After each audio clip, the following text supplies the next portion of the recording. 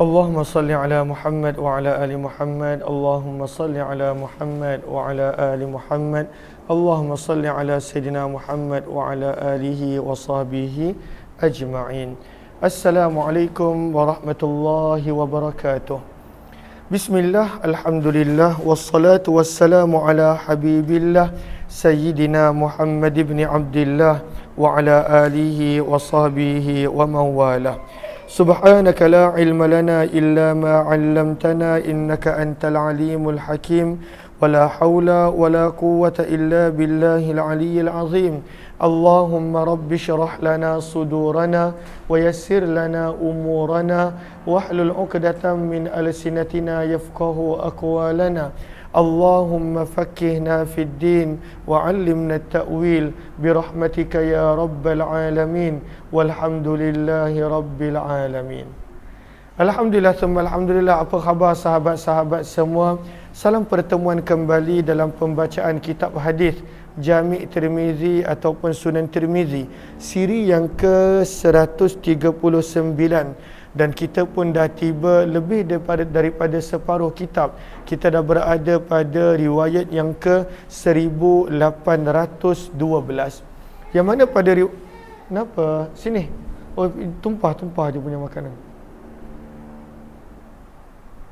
Cik nak terbalik tu Atia. Yang mana pada tajuk kali ini kita masih lagi berada pada Abwabul At'imah, hadis-hadis berkenaan tentang makanan.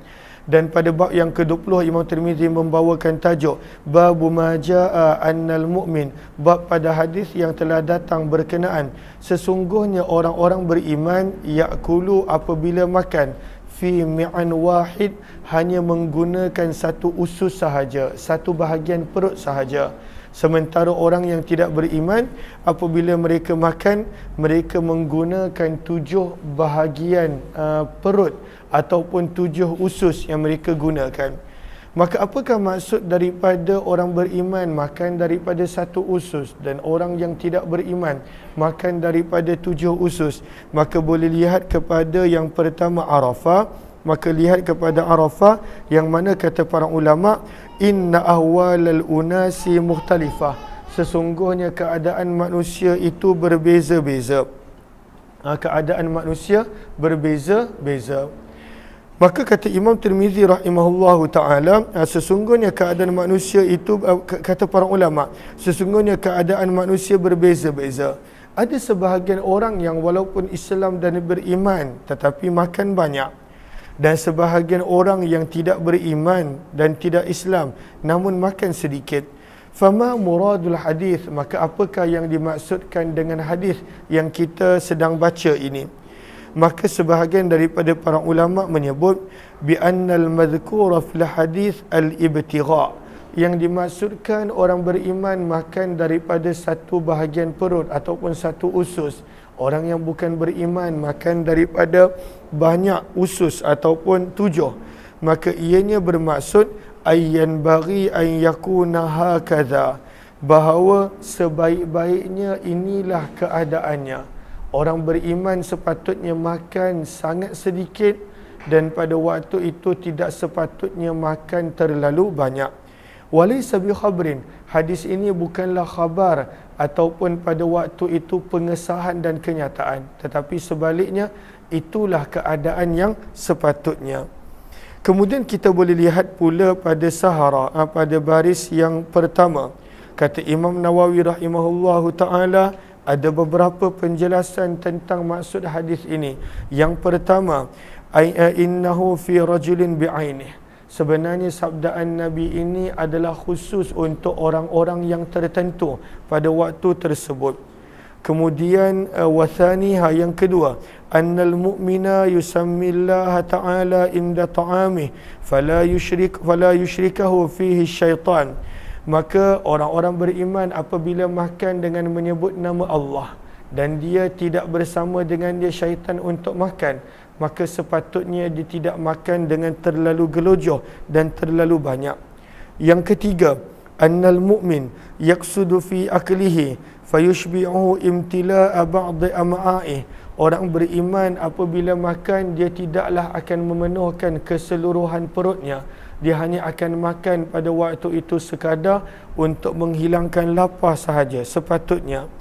Kemudian yang keempat, bahawa hadis ini berkenaan tentang fi ba'dil mu'minin, sebahagian orang beriman. Inilah sikap dan akhlak mereka.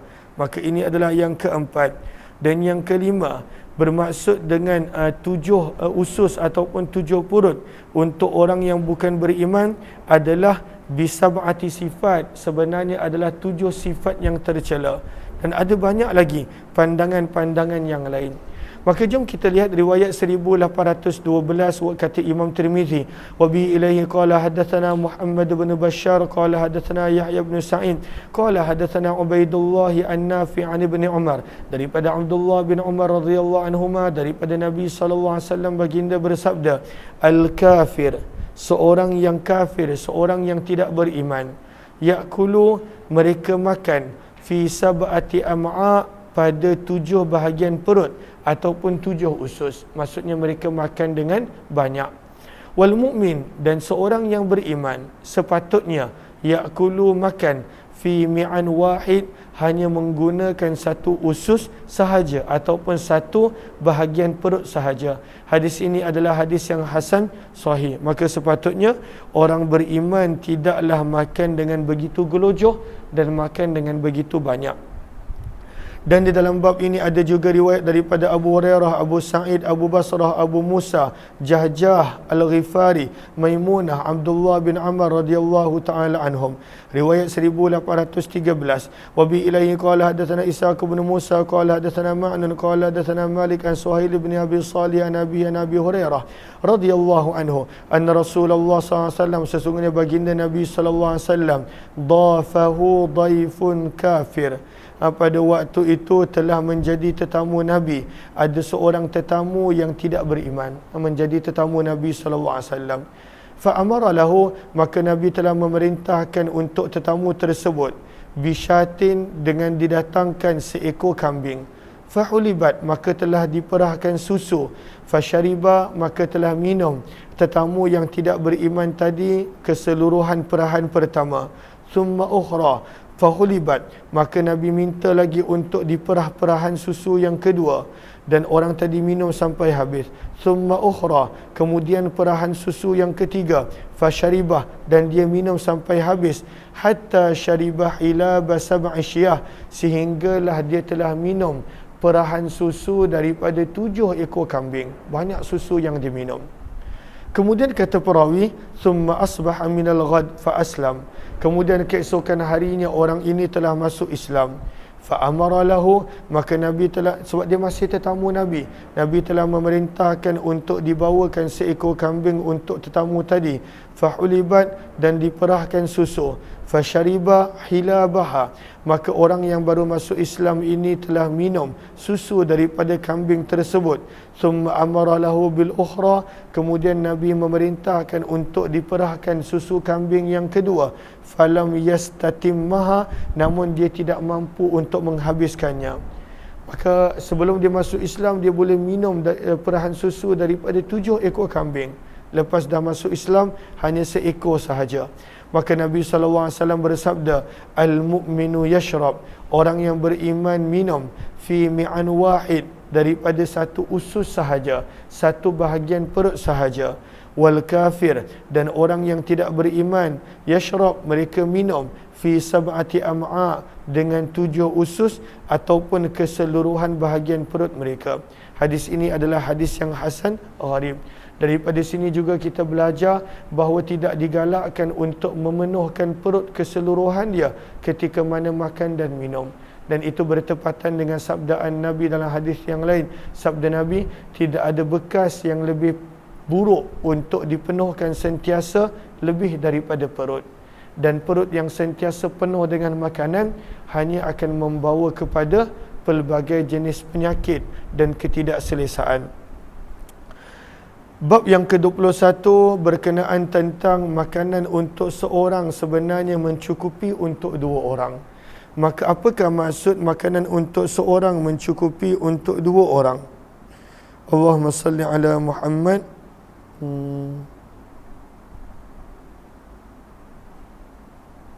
Maka boleh lihat kepada qawata pada baris yang ketiga. Maka pada qawata pada baris yang ketiga, kata para ulama, apakah maksud sabdaan Nabi yang bakal kita baca? Makanan untuk seorang cukup untuk dua cukup untuk lebih daripada itu.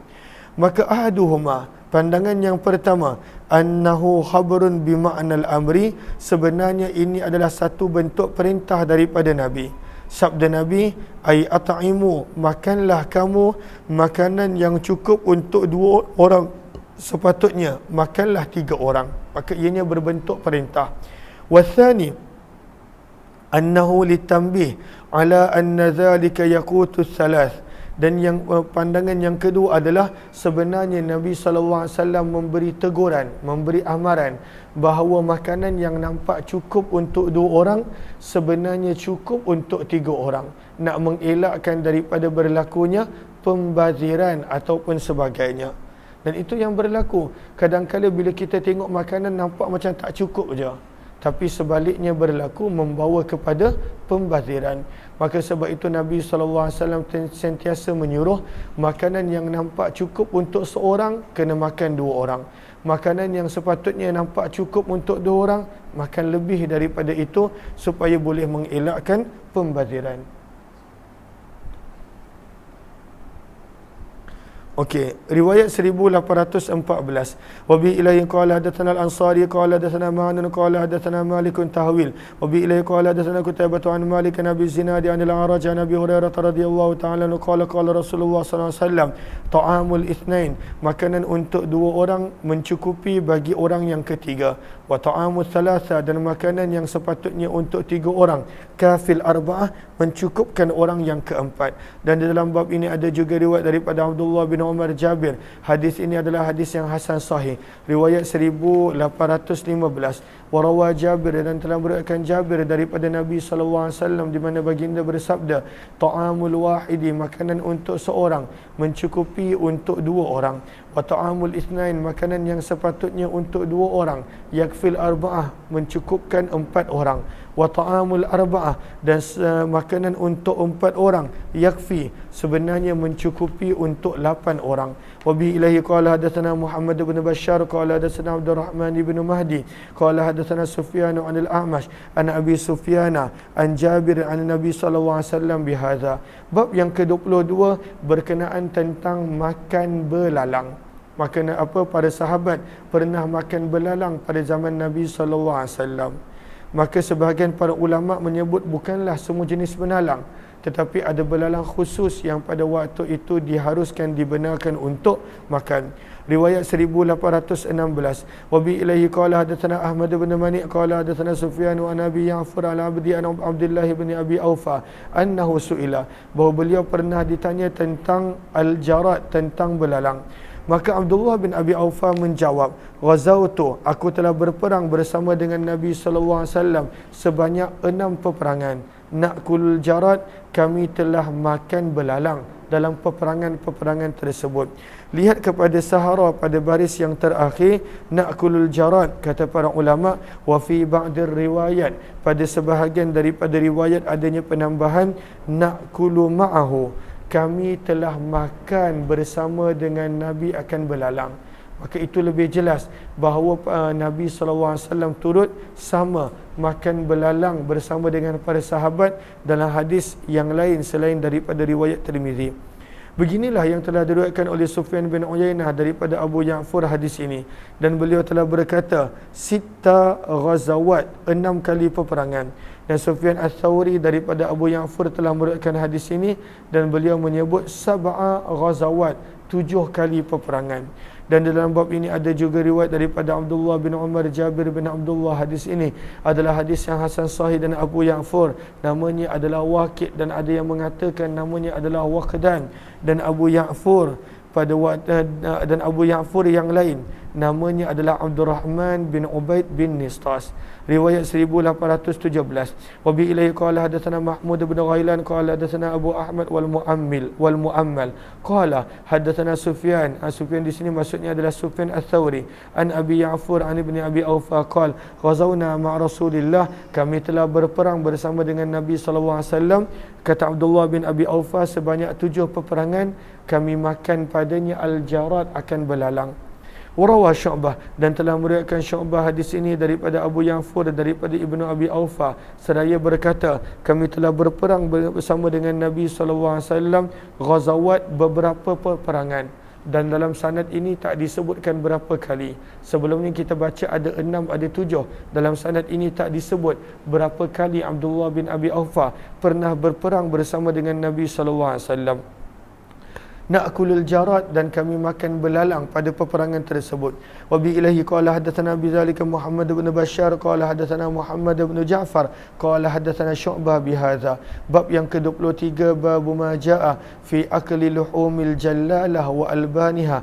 Bab pada hadis yang telah datang berkenaan tentang memakan daging binatang yang makan kotoran, dan bagaimanakah keadaan susu binatang yang makan kotoran. Adakah boleh makan daging dia ataupun tidak? Adakah boleh minum susunya ataupun tidak? Riwayat 1818.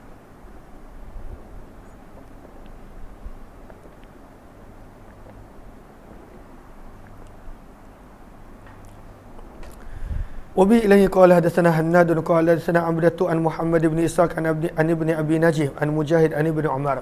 Daripada Abdullah bin Umar radhiyallahu taala anhuma, beliau berkata, Nabi sallallahu alaihi wasallam telah melarang an akli, daripada makan al-jallalah, binatang yang memakan kotoran. Termasuklah jallalah, kita nampak Allahumma salli ala sayyidina Muhammad, ayam yang dilepaskan.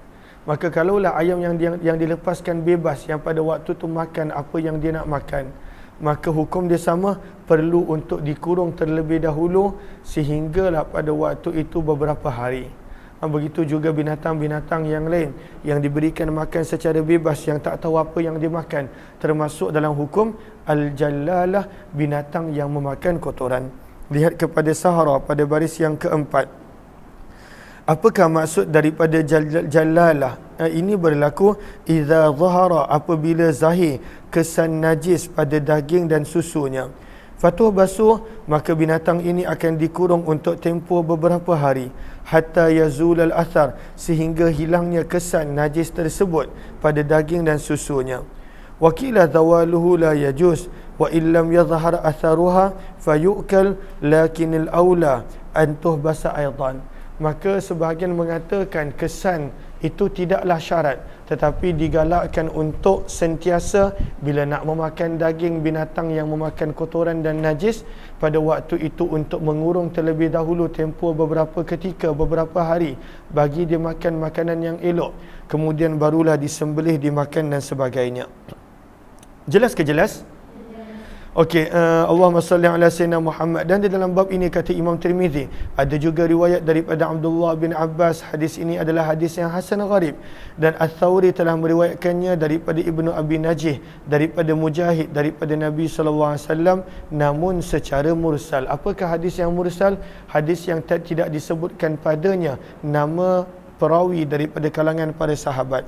Riwayat 1819, wa bihi ilaihi qala hadatsana Muhammad bin Bashar qala hadatsana Muadz bin Hisham qala hadatsani Abi an Qatadah an Ikrimah bin Abbas radhiyallahu taala anhuma, daripada Nabi sallallahu alaihi wasallam, nahwah riwayat, minta maaf tertinggal. Wa bihi ilaihi qala hadatsana Muhammad bin Bashar qala hadatsana Muadz bin Hisham qala hadatsani Abi an Qatadah an Ikrimah bin Abbas, daripada Abdullah bin Abbas radhiyallahu anhuma, sesungguhnya Nabi sallallahu alaihi wasallam naha, telah melarang, anil mujassamah, daripada binatang hidup yang dijadikan sebagai sasaran tembak. Nabi melarang daripada perbuatan seperti itu.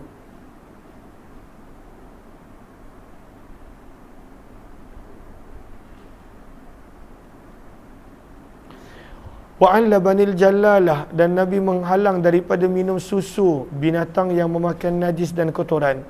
wa anisyurbi min fisiqa, dan Nabi melarang daripada minum terus daripada mulut bekas air. Fisiqa, orang dulu mereka menggunakan bekas air yang diperbuat daripada kulit. Dan kemudian Nabi SAW larang untuk minum terus daripada mulut bekas air tersebut. Walaupun Nabi pernah minum begitu, Nabi pernah minum begitu, ada hadis dalam kitab Asy-Syama'il Muhammadiyah. Tetapi itu adalah menunjukkan pada waktu itu perbuatan tersebut tidaklah haram. Cuma perbuatan tersebut tidak digalakkan untuk melakukannya. Lihat kepada sahara, maka famsika, kenapa pada waktu itu dilarang? Li'anna jaryanal ma' wansibabuhu duf'ah fil mi'dah mudirrum biha. Kerana orang-orang dulu selalunya bekas minuman ini mereka gantung. Maka minum dalam keadaan berdiri dan minum dalam keadaan sekali banyak air masuk ke dalam perut, maka itu boleh mendatangkan mudarat. Sebab itu Nabi SAW tidak menggalakkan untuk minum terus daripada mulut bekas minuman. Sebaliknya pada waktu itu menggunakan cawan ataupun bekas yang lain, barulah pada waktu itu diminum. Dan lagi-lagilah kita tak nampak apa yang kita minum, sama ada airnya elok ataupun ada sesuatu dalam air. Sebab itu makruh untuk minum terus daripada bekas air, dan ini tidaklah haram kerana Nabi SAW pernah melakukannya. Riwayat yang berkata Muhammad bin Bashar, wa bi ilai qala hadatsana Ibnu Abi Adi an Sa'id bin Abi Arubah an Qatadah an Ikrimah bin Abbas radhiyallahu anhu an Nabi SAW, daripada Nabi SAW riwayat yang lebih kurang sama. Hadis ini adalah hadis yang hasan sahih, dan di dalam bab ini ada juga riwayat daripada Abdullah bin Amr radhiyallahu anhuma. Bab yang ke-24 berkenaan tentang adakah Nabi pernah makan daging ayam, fi akli dujaj ataupun dijaj, adakah Nabi pernah makan daging ayam? Jawapan daripada hadis ini adalah pernah. Riwayat 1820. Wa bi ilayhi qala hadatsana Zaid bin Ahzam qala hadatsana Abu Qutaibah an Abil Awwam an Qatadah an Zahdaminil Jarmi qala, daripada Zahdam Al-Jarmi beliau berkata, aku telah masuk bertemu dengan Abu Musa dalam keadaan beliau sedang makan daging ayam, dajajatan. Faqala, maka beliau berkata, udnu, hampirlah, fakul, dan makanlah bersama dengan kami, kerana sesungguhnya aku pernah melihat Nabi SAW memakannya, iaitu Nabi pernah makan daging ayam. Hadis ini adalah hadis yang hasan, dan sungguh telah diriwayatkan hadis ini daripada sanad yang berbeza daripada Zahdam, dan kami tidak mengetahuinya kecuali daripada periwayatan Zahdam dan Abul Awwam. Beliau adalah Imran Al-Qattan rahimahullahu ta'ala. Riwayat 1821, Abi ilaihi qala hadatsana Hannad qala hadatsana Waqi' an Sufyan an Ayyub an Abi Qilabah an Zahdam an Nabi Musa, daripada Abu Musa Al-Asy'ari radhiyallahu ta'ala anhu, beliau berkata, ra'aitu Rasulullah, aku telah melihat Nabi sallallahu alaihi wasallam makan lahma dajajin, Nabi pernah makan daging ayam. Dan di dalam bab ini ada juga kalamun akthar, perbahasan yang lebih daripada ini. Hadis ini adalah hadis yang hasan sahih, dan sungguh telah meriwayatkan Ayyub As-Sakhtiyani hadis ini daripada Qasim At-Tamimi, dan daripada Abu Qilabah daripada Zahdam Al-Jarmi rahimahullahu ta'ala. Maka Nabi SAW pernah makan daging ayam. Cumanya ayam yang Nabi makan tidaklah macam ayam pada zaman kita, yang pada waktu itu adalah ayam yang dibesarkan dengan cepat. Pada waktu itu dibesarkan dengan sistem yang cepat. Bab yang ke-25 berkenaan tentang memakan daging burung hubara. Apakah burung hubara? Maka ianya adalah sejenis burung yang berleher panjang, yang panjang lehernya, yang panjang tengkuknya, maka dikenali sebagai burung hubara. Riwayat 1822, wa bi ilaihi qala hadatsana Fadl bin Sahal Al-A'raj Al-Baghdadi qala hadatsana Ibrahim bin Abdurrahman ibn Mahdi an Ibrahim bin Umar bin Safina an abihi an jaddi radhiyallahu ta'ala anha qala, daripada atuknya, iaitu Safinah maula Rasulullah sallallahu alaihi wasallam, bahawa beliau berkata, aku pernah makan bersama dengan Nabi sallallahu alaihi wasallam lahma hubara, daging burung hubara. Maka daripada hadis ini jelas bahawa menunjukkan Nabi pernah makan daging burung hubara. Hadis ini adalah hadis yang gharib, kami tidak mengetahuinya kecuali daripada sanad ini. Dan Ibrahim bin Umar bin Safinah telah meriwayatkan daripadanya Ibnu Abi Fudaik wa yaqulu dan dikatakan bahawa Buraih ibnu Umar bin Safinah. Bab yang ke-29 berkenaan tentang memakan sesuatu asyiwa yang dipandang. Nabi pernah makan makanan yang dipanggang, lalu tidak ada masalah.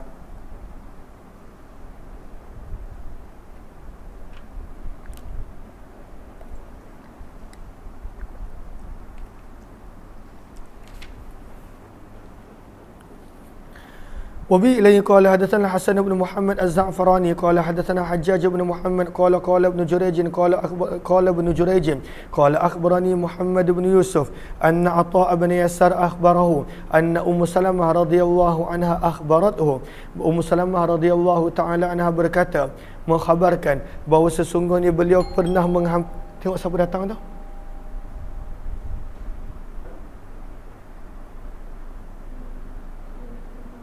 Ya? Siapa? Bila jumpa tanya nak apa? Seorang lagi panggil Kak Safi.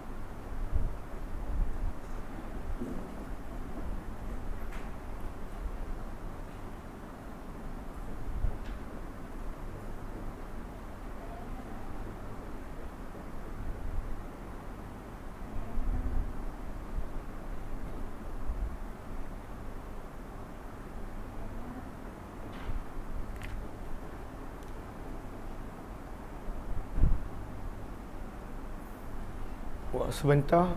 Ya? Dia nak apa?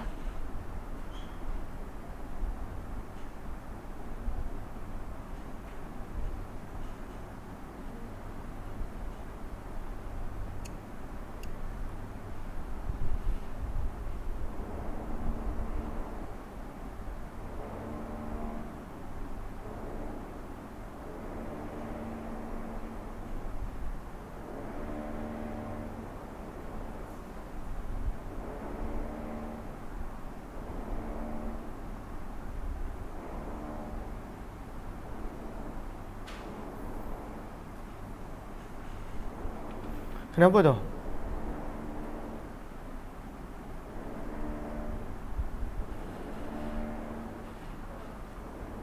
Ya, Vi? Apa dia?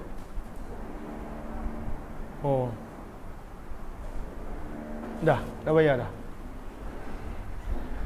Okay, Allahumma salli ala Muhammad wa ala alihi washabihi ajma'in. Kat mana kita tadi berkenaan tentang makan makanan yang dipanggang. Maka Nabi pernah makan. Maka dengan sanad yang kita telah baca tadi, anna Ummu Salamah, sesungguhnya Ummu Salamah ummul mukminin isteri Nabi sallallahu alaihi wasallam pernah mengkhabarkan annaha qarrabat, bahawa beliau pernah menghampirkan kepada Nabi sallallahu alaihi wasallam jamban, satu bahagian masywiyan yang telah dipanggang. Fa'akala, maka Nabi SAW pun makan daripada bahagian tersebut. Jamban, bahagian sisi binatang. Maka Nabi pun makan daripada bahagian tersebut. Thumma qama, kemudian bila Nabi lepas makan, Nabi terus berdiri untuk solat tanpa mengambil wuduk. Maka ini menjadi dalil, boleh gariskan pada sahara, pada baris yang pertama, dan inilah pandangan majoriti para ulama bahawa tidak perlu mengambil wuduk selepas memakan makanan yang dibakar ataupun dimasak. Ada sebahagian mengatakan kena ambil wuduk. Dan di dalam bab ini ada juga riwayat daripada Abdullah bin Harith Mughirah Abu Rafi'. Hadis ini adalah hadis yang hasan sahih gharib daripada sanad ini. Bab yang ke-27 berkenaan tentang makruh makan dalam keadaan muttaki'an bersandar. Makan dalam keadaan bersandar pada waktu itu adalah makruh. Nabi SAW tidak suka. Apakah maksud makan dalam keadaan bersandar? Baris yang kedua sahara, lam aqud, sabda Nabi, aku tidak makan dalam keadaan duduk, muttaki'an dalam keadaan bersandar, alal awti'ah, pada sofa-sofa sewaktu daripada makan. Kerana itu adalah perbuatan orang-orang yang bermegah-megah ataupun sombong pada zaman dahulu. Mereka bersandar dan pada waktu itu mereka makan begitu. Maka Nabi tidak suka. maka Nabi SAW makan dalam keadaan pada waktu itu duduk dengan betul, dalam keadaan pada waktu itu duduk dalam keadaan sunnah dan sebagainya. Maka kita kalaulah makan di atas kerusi sekalipun, maka tak perlu untuk bersandar, tak perlu untuk bersandar, kerana itu perbuatan yang Nabi tidak suka.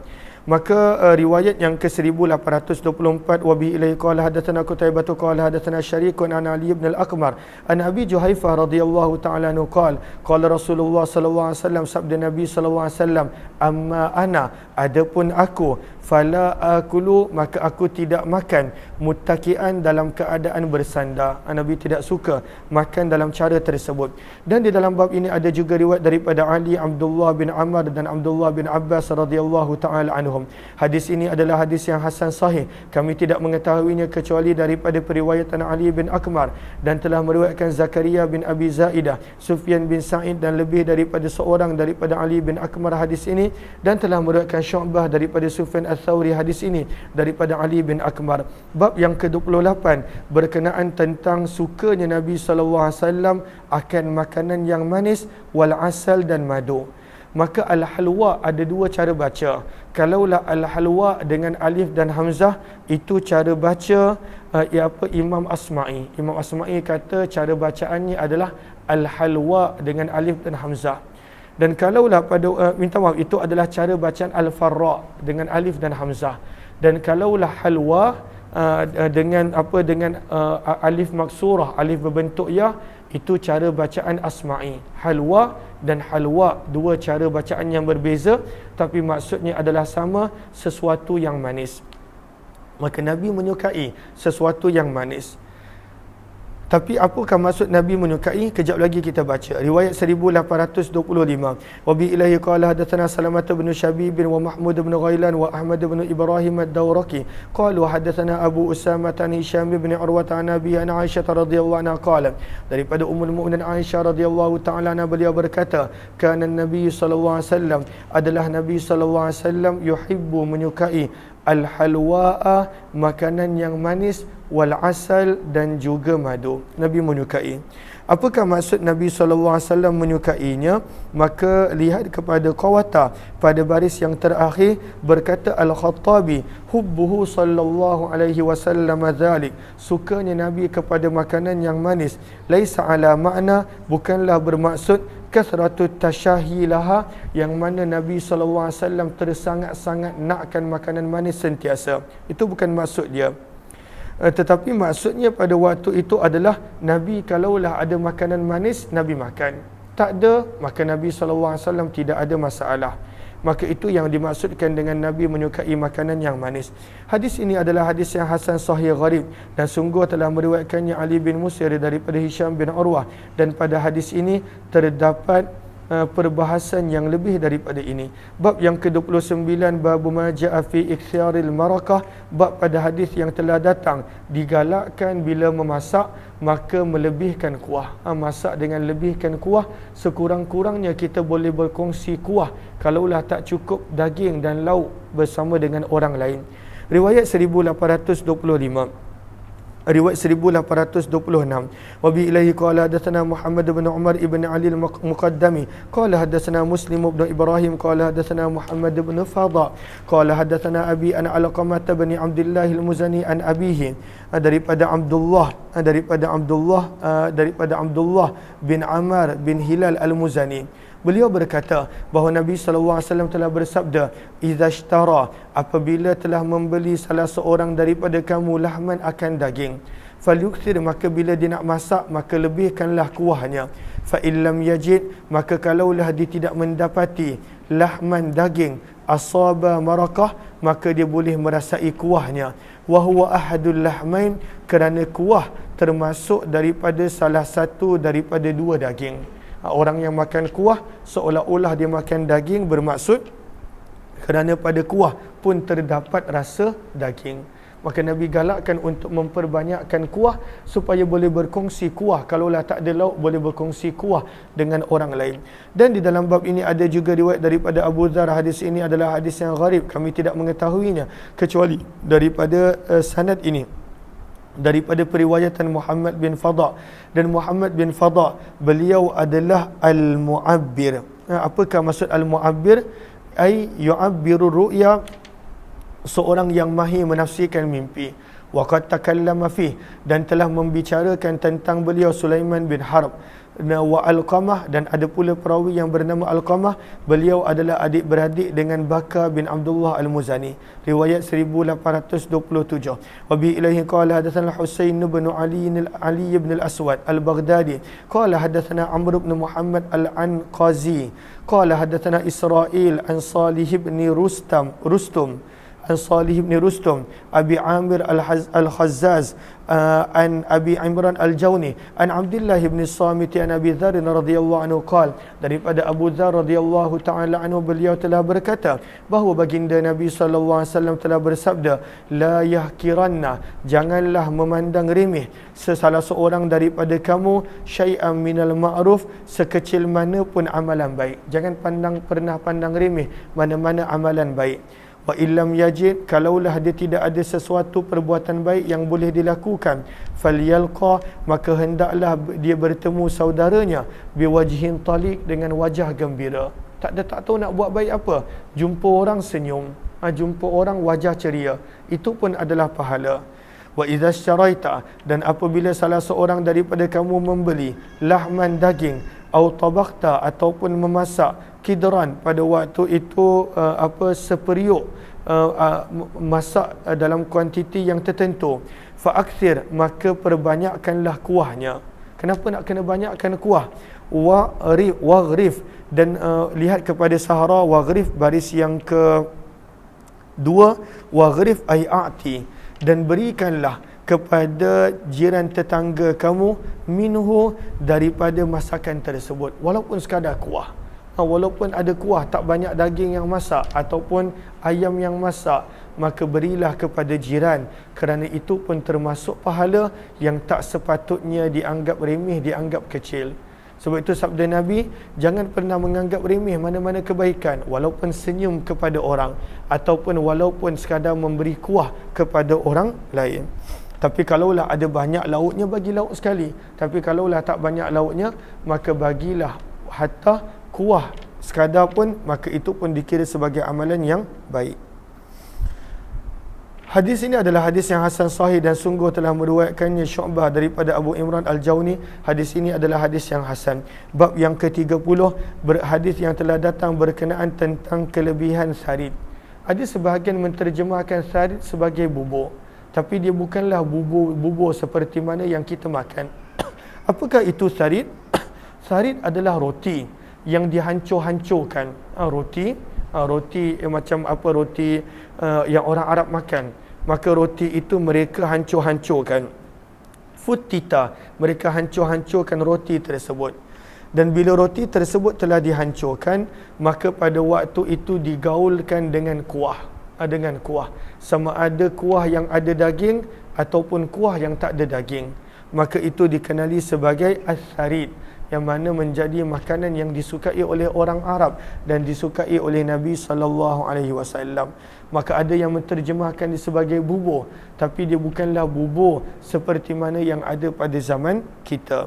Riwayat yang ke-1828, wa bi ilahi qala hadatsana Muhammad bin al-Muthanna qala hadatsana Muhammad bin Ja'far qala hadatsana Syu'bah an Amr bin Murrah an Murrah al-Hamdani an Nabi Musa, daripada Abu Musa radhiyallahu taala anhu, daripada Nabi sallallahu alaihi wasallam, baginda bersabda, kamulah telah beroleh kesempurnaan daripada lelaki kathirun, ramai, dan mereka ini adalah para nabi, para rasul, para khalifah, para wali Allah dan para ulama. Maka telah mencapai kedudukan yang sempurna daripada lelaki, sabda Nabi, kathir, ramai. Walam yakmul, namun tidaklah mencapai kedudukan yang sempurna daripada kalangan wanita, illa, kecuali beberapa orang. Siapakah beberapa orang ini? Maka sabda Nabi SAW, yang pertama Maryam, anak perempuan kepada Imran, yang merupakan ibunda Nabi Isa. Yang kedua adalah Asiyah, yang merupakan isteri kepada Fir'aun. Dan sabda Nabi, wa fadlu Aisyah, dan kelebihan Aisyah ala nisa, ke atas semua wanita yang lain, kafadli sarid, adalah seperti mana keutamaan makanan sarid ke atas makanan-makanan yang lain. Maksudnya adalah keutamaan yang tinggi, seperti mana Nabi dan orang Arab mereka menyukai sarid, maka begitulah kedudukan Aisyah berbanding dengan wanita yang lain. Dan di dalam bab ini ada juga riwayat daripada Aisyah, Anas radhiyallahu taala anhum. Hadis ini adalah hadis yang hasan sahih. Bab yang ke-31, apakah hukum makan dengan menggigit daging terus daripada tempat dia? Bukan cubit, bukan menggunakan pisau, ambil daging dan terus gigit. Maka jawapannya boleh, tidak ada masalah, kerana Nabi SAW pernah buat begitu. Cumanya kalaulah pada waktu itu dengan kita lakukan begitu, orang lain tak selera nak makan, maka jangan dilakukan. Riwayat 1829, Babu Majah, bab pada hadis yang telah datang, inhasyu, di mana mereka menggigit dengan gigi, al-lahma, daging, nahsyan, dalam bentuk gigitan.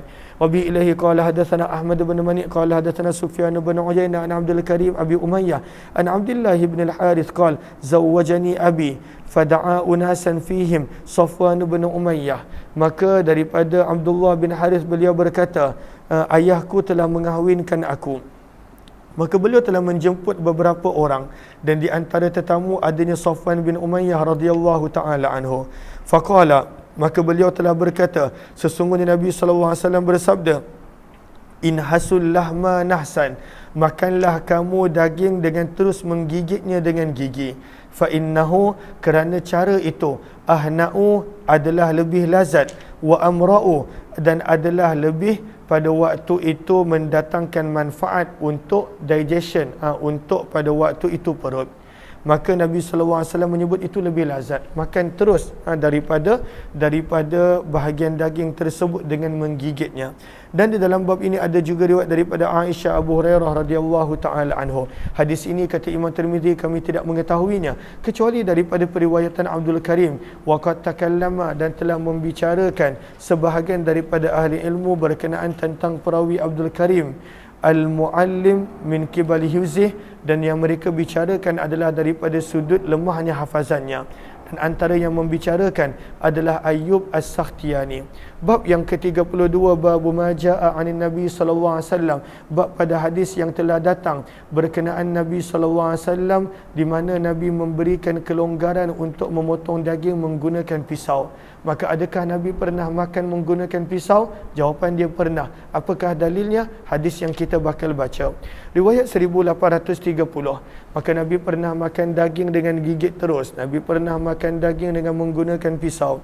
Wa bi ilaihi qala hadatsana Mahmud bin Ghailan qala hadatsana Abdul Razzaq qala hadatsana Ma'mar an Az-Zuhri an Ja'far bin Amr bin Umayyah Ad-Damri an abihi annahu ra'a, daripada Amr bin Umayyah radhiyallahu taala anhu, sesungguhnya beliau pernah melihat Nabi SAW ihtazza, memotong, min katifi syah, daripada bahagian bahu kambing. Nabi potong dengan pisau. Fa'akala, dan kemudian Nabi makan daripadanya. Summa madha, kemudian baginda menerus menuju ke tempat solat, walam yatawadda, dan tidak berwuduk terlebih dahulu.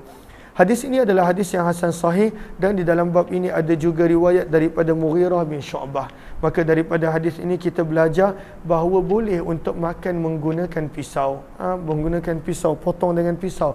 Jawapan dia boleh, tidak ada masalah, sebab Nabi pernah buat. Bab yang ke-33 dibawakan hadis ayyul lahmi, bahagian daging yang manakah yang paling disukai oleh Nabi SAW. Dan kebanyakan menyebut daripada hadis yang bakal kita baca, antara bahagian yang Nabi suka adalah bahagian betis binatang, betis binatang yang kita panggil sebagai shank, lem shank ataupun apa. Maka itu bahagian yang disukai oleh Nabi SAW, bahagian betis binatang. Maka riwayat 1831, wa bi ilaihi qala hadatsana Wasil bin Abdul A'la qala hadatsana Muhammad bin Fudail an Abi Hayyan At-Taimi an Abi Zur'ah an Amr bin Jarir an Abi Hurairah, daripada Abu Hurairah radhiyallahu taala anhu, beliau berkata, telah dibawa di hadapan Nabi SAW pada waktu itu daging. Fadufi'a, maka telah diserahkan kepada Nabi SAW az-zira', akan bahagian betis binatang tersebut. Wa kana yu'jibuhu, dan adalah Nabi seorang yang sangat menyukai betis. Fanahassa minha, maka Nabi telah menggigit daripada betis tersebut. Nabi makan pada waktu itu dengan menggigit terus menggunakan gigi daripada betis tersebut. Dan di dalam bab ini ada juga riwayat daripada Abdullah bin Mas'ud, Aisyah, Abdullah bin Ja'far, Abu Ubaidah. Hadis ini adalah hadis yang hasan sahih, dan Abu Hayyan nama beliau adalah Yahya bin Sa'id bin Hayyan At-Taimi, dan Abu Zur'ah pula nama penuh beliau adalah Abu Zur'ah bin Ammar bin Jarir, yang mana namanya adalah Harim. Riwayat 1832.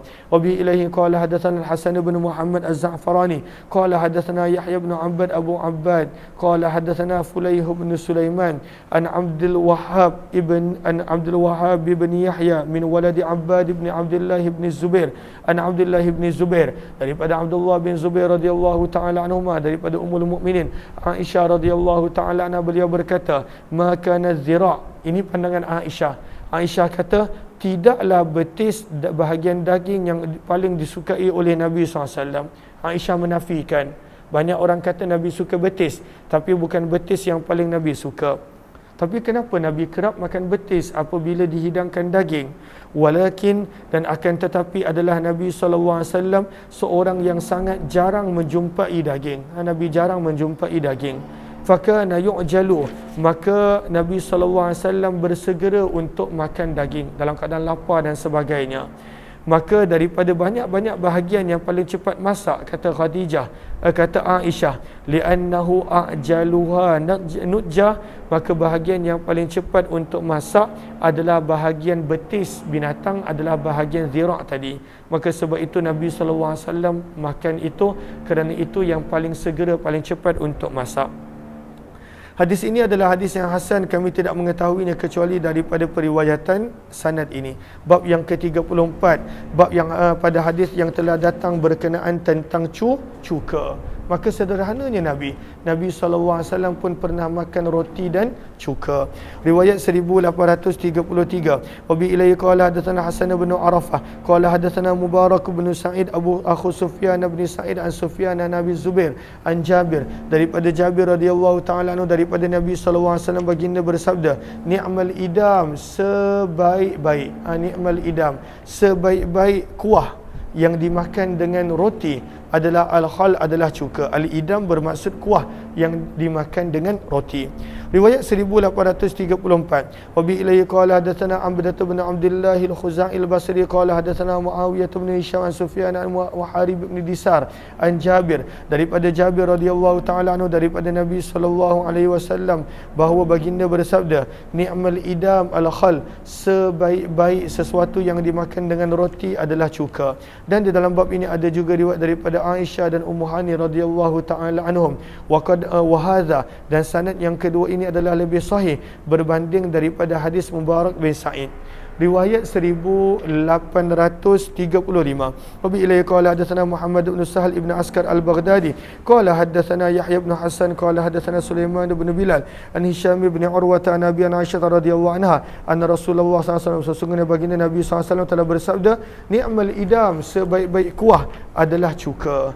Riwayat 1836.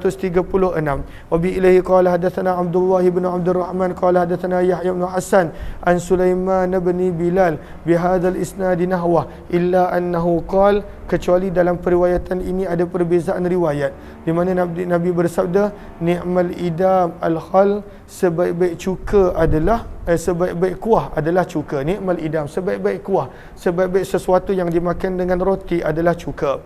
Hadis ini adalah hadis yang hasan sahih gharib. Daripada sanad ini kami tidak mengetahuinya daripada periwayatan Hisham bin Urwah kecuali daripada hadis Sulaiman bin Bilal. Riwayat 1837. Wa bi ilaihi qala hadatsana Abu Quraib bin qala hadatsana Abu Bakr bin Ayyash an Abi Hamzah Al-Thumali an Sya'bi an Ummi Hani binti Abi Talib radhiyallahu taala anha qalat, daripada Ummu Hani binti Abi Talib, beliau berkata, dakhala alayya, Nabi sallallahu alaihi wasallam telah masuk ke rumahku sewaktu pembukaan kota Mekah. Maka Nabi bertanya, hal indakum syai'un, adakah kamu ada apa-apa untuk dimakan wahai Ummu Hani? Ummu Hani ni sepupu Nabi. Maka aku menjawab, tidak wahai Rasulullah, kecuali kisran yabisah, sepasang roti yang kering. yang kecuali sepotong roti kering dan juga cuka yang ada sahaja. Maka Nabi SAW bersabda, qaribi, bawalah kemari, fama akfara, maka tidaklah menjadi fakir sesuatu penghuni rumah yang mana terdapat padanya sesuatu untuk dicicah daripada cuka. Ini kita nampak akhlak dan sikap Nabi SAW. Apa yang ada, Nabi SAW makan. Bahkan Nabi siap puji lagi. Hadis ini adalah hadis yang hasan gharib daripada sanad ini. Kami tidak mengetahuinya kecuali daripada periwayatan Ummu Hani, kecuali daripada sanad ini. Dan Ummu Hani telah meninggal dunia selepas Ali bin Abi Talib dalam tempoh beberapa ketika. Lihat, tengok siapa tu? Panggil Kak Safi juga. Siapa tu?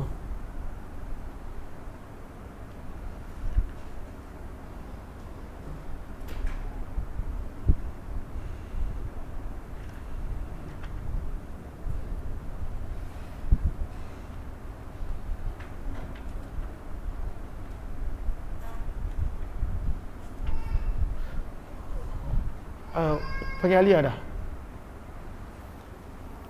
Okey, Allahumma salli ala sayyidina Muhammad. Mana tadi kita berhenti? Riwayat 1838. Atiyah, bawa turun Atiyah tu.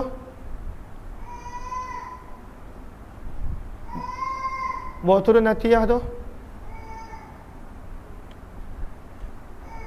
Suruh bawa turun, suruh Aminah bawa turun. Okey. Bab yang ke-35 berkenaan tentang adakah boleh menggabungkan tembikai dan kurma. Maka jawapan dia boleh. Safi sekali tu. Mana Atiyah bawa sini? Nak turun tu. Bawa sini Atiyah. Kenapa Atiyah?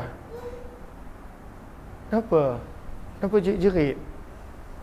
Allah, sebut Allah. Hai semua, Assalamualaikum semua, bagi salam semua. Dah pandai bagi salam kan? Assalamualaikum. Okay, jom tengok hadis ni. Nah. Okay.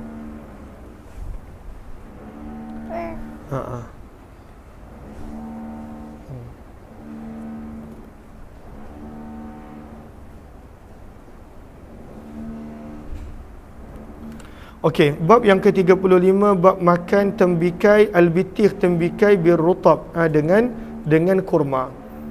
Maka jawapan dia boleh. Riwayat 1838. Wa bi ilaihi qala hadatsana Abdah bin Abdullah al-Khuzai qala hadatsana Muawiyah bin Hisham an Sufyan an Hisham bin Urwa nabihi an Aisyah, daripada Ummul Mukminin Aisyah radhiyallahu taala anha, beliau berkata, sesungguhnya baginda Nabi sallallahu alaihi wasallam pernah memakan al-bitih, tembikai birrutab dengan kurma, dengan buah tamar. Dan di dalam bab ini ada juga riwayat daripada Anas. Hadis ini adalah hadis yang hasan gharib dan telah meriwayatkan sebahagian daripada mereka daripada Hisham bin Urwah, daripada ayahnya, daripada Nabi SAW.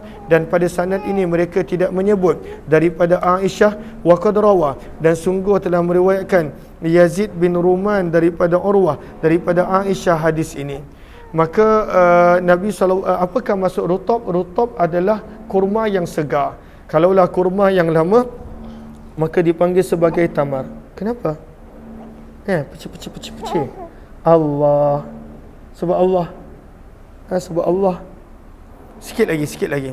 Bab yang ke-36, bab pada hadis yang telah datang berkenaan tentang makan timun bersama dengan rutab. Riwayat 1839. Wa bi ilaihi qala hadatsana Ismail bin Musa al-Fazari qala hadatsana Ibrahim bin Sa'd an abihi an Abdullah bin Ja'far qala kana an-nabiy sallallahu alaihi wasallam, adalah Nabi sallallahu alaihi wasallam ya'kulul kitha, pernah makan timun bersama dengan kurma. Hadis ini adalah hadis yang hasan sahih gharib. Kami tidak mengetahuinya kecuali daripada periwayatan Ibrahim bin Sa'ad. Bab yang ke-38 berkenaan tentang minum kencing, air kencing unta. Ini pernah berlaku pada zaman Nabi. Boleh lihat kepada Halaya, kata sebahagian para ulama, perbuatan ini adalah mansukh di sisi para ulama Imam Abu Hanifah. Jatuh nanti Abi tak tahu nak pergi mana. Jatuh Abi lepas ni tak nak.